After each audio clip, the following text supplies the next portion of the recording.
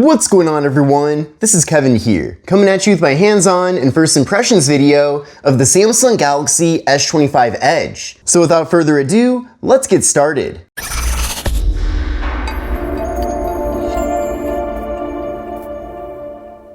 So this is the Samsung Galaxy S25 Edge. Now I'd like to thank Samsung for being kind enough to send this phone out to me to cover here on the channel. I'm very excited to be working with them directly so that I can get access to the latest tech. Now this device has been hyped up for a very long time and for a very good reason. This phone is extremely thin and that's literally the main purpose of the device. But prior to this phone officially launching, the hype had really been going on for about a year or so and people really didn't know what to expect. And the good thing is, they did a really good job with this device, at least so far. I'm really liking it, and there's certainly a clear selling point to this phone being as thin as it is, because it literally is extremely light, and when it's in your pocket, you barely notice it. Now, I will have more to tell you in my full review of the phone coming out in a few weeks on the channel, so definitely make sure to subscribe so you don't miss out on that content. Now, one thing is for sure, this device is pretty expensive with a full MSRP of $1,099. I certainly understand why it is that expensive because we are getting some of Samsung's latest technology here, and this phone really is pushing the limits of how thin a smartphone can be, so I understand why it actually has to be priced at that price tag,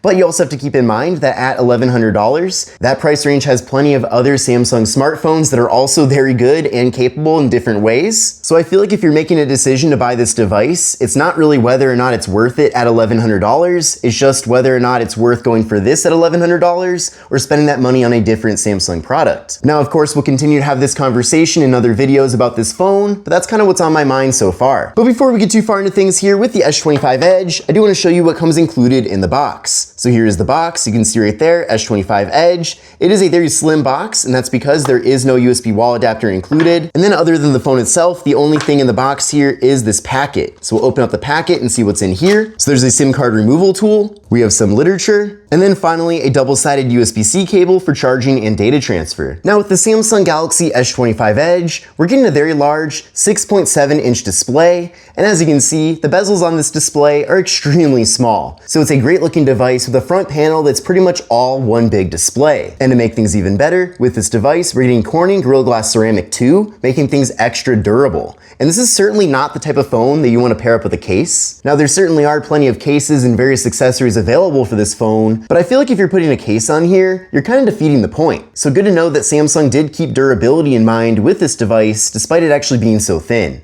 Now with this phone, we're getting an LTPO AMOLED 2X display, and we are getting a 120 Hz refresh rate here with the phone. So definitely very good specifications when it comes to that.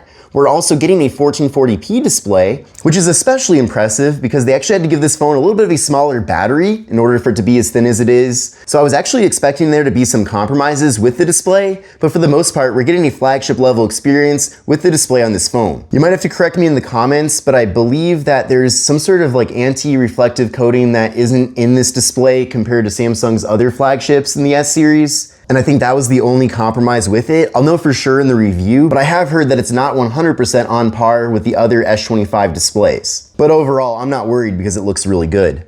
Now we're also getting a PPI 513, we're getting a 19.5:9 aspect ratio, and then we're getting a 92.1% screen to body ratio. So like I mentioned, very small bezels. You can literally see it for yourself right here. So that's great to see.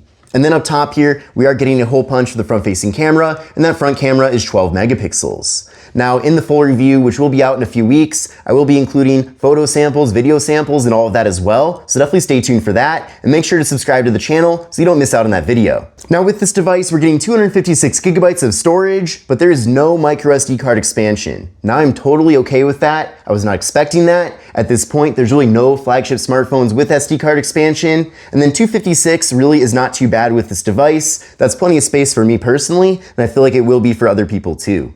I'm also impressed to see that this phone has wireless charging, and it's at 15 watts. So I wasn't expecting wireless charging in a phone this thin. I assumed that that's one of the features that they couldn't include because of the thinness of this device, but they found a way to make it work.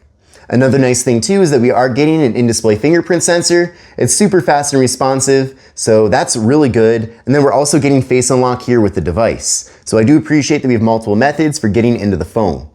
Now taking a look at the back of the device, we're getting a dual camera setup here, we're getting a 200 megapixel main camera, and then we're getting a 12 megapixel ultra wide angle camera.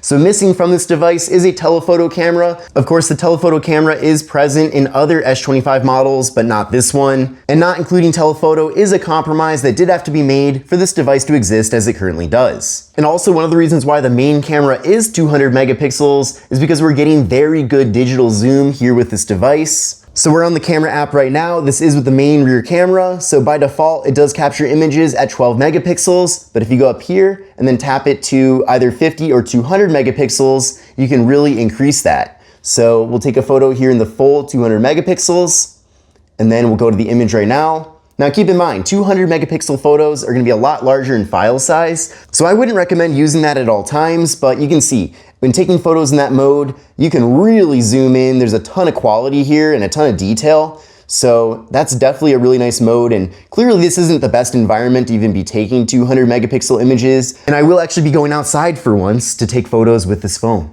But we're also getting portrait mode as expected. You can flip around to the front-facing camera and take selfies. There's even an option for group selfies, and then we can take standard selfies as well if we don't actually use the portrait mode.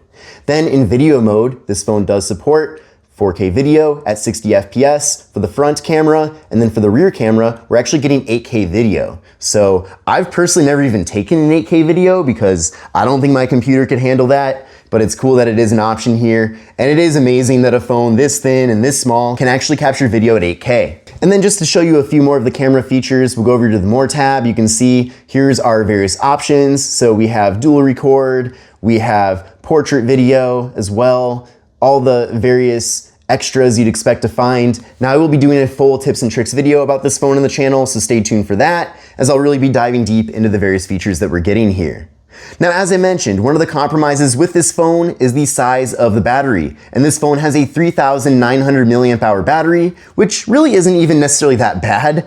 I mean, it's still a relatively large battery. And then with this phone having the Snapdragon 8 Elite, that's a very efficient processor, so I wouldn't be concerned. But at the same time, don't expect this phone to actually get the same level of battery life as the Galaxy S25 Ultra. I'm actually using the S25 Ultra to record this video right now. Otherwise, I'd show you the two phones side by side. But just know that there are some compromises that did have to be made for this phone to be as slim as it actually is. And then with this device, we're only getting 25 watt fast charging, so that is unfortunate. I was hoping for like 45 watt, but I think that's another compromise they had to make for the sake of the battery. Now with this device, we're getting 12 gigabytes of RAM along with the Snapdragon 8 Elite processor. Of course, that's flagship specifications right there, and that's a flagship processor.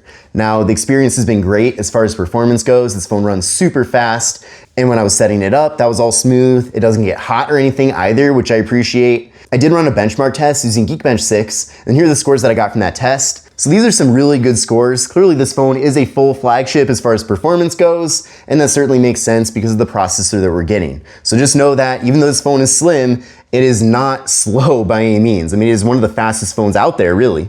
And then with this device, we're getting One UI 7 out of the box, which is great. They're already talking about One UI 8, and I feel like 7 barely came out, but we're also starting to hear about Android 16, so I suppose it is finally time. And then with this phone, we're getting stereo audio, of course. So we're getting audio out of the main speaker in the bottom and earpiece as well. We're getting NFC for tap and pay. We're getting an IP68 dust and water resistance, which means this phone can go underwater for up to 1.5 meters for up to 30 minutes, which is fantastic. And then overall, this phone feels very high quality. We've got metal on the sides, glass on the back, of course. On the left side of the phone, we just have this antenna here. On the right side, we have volume up, volume down, and the power button. Up top, we have the noise canceling microphones. On the bottom of the phone, we have the SIM card slot, microphone, USB-C port, and then we have the main speaker. Then on the back of the phone, we have that dual camera setup with the flash, and that's pretty much it. I'm not gonna lie, this titanium silver is a little bit boring for my preferences, but it is 2025, and I feel like almost every flagship kind of comes out with relatively bland colors. I wouldn't mind picking up a skin for this phone. I think that would really make it stand out, and I might actually look into that after this video. But you can just see how slim this phone really is. It's barely bigger than the size of the USB-C port on the bottom of the device. So overall, I'm very happy with the design of this phone, and I feel like Samsung made the right compromises in the right places, but at the same time, they're gonna make a lot of people happy with this device. Now, I know this is quite a bit for this being my intro video to this phone, but this does conclude my hands-on and first impressions video of the Samsung Galaxy S25 Edge. I hope you enjoyed this video. If you did, give it a thumbs up. But this is Kevin here, and I'll see you in the next one. Take care and have a great rest of your day.